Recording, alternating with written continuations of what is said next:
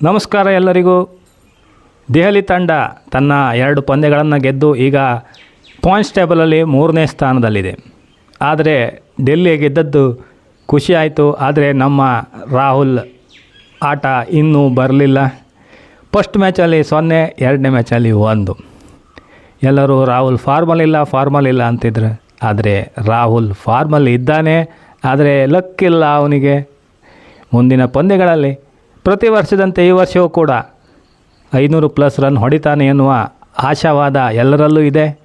ಏನೋ bad time, ಮುಂದಿನ ಮ್ಯಾಚ್ನಲ್ಲಿ ಸ್ವಲ್ಪ 1-2 ಓವರ್ ಕಂಡು ಮತ್ತೆ ಆಡೋದು ಒಳ್ಳೆಯದು ಅಂತ ಹೇಳ್ತಾ, ರಾಹುಲ್ ಕೂಡ ಈ ಬಾರಿ 500+ ರನ್ ಹೊಡಿತಾನೆ ಎನ್ನುವ ಆಶಾವಾದನೆಯೊಂದಿಗೆ ಫ್ಯಾನ್ಸ್ಗಳಲ್ಲಿ ನಿರಾಶೆ ಬೇಡ. ಮುಂದಿನ ಪಂದ್ಯಗಳಲ್ಲಿ ರಾಹುಲ್ ಖಂಡಿತವಾಗಿ ಆಡ್ತಾನೆ. ಡೆಲ್ಲಿ ಗೆಲ್ತಾ ಹೋಗ್ತದೆ. ನಮಸ್ಕಾರ, ಬಾಯ್.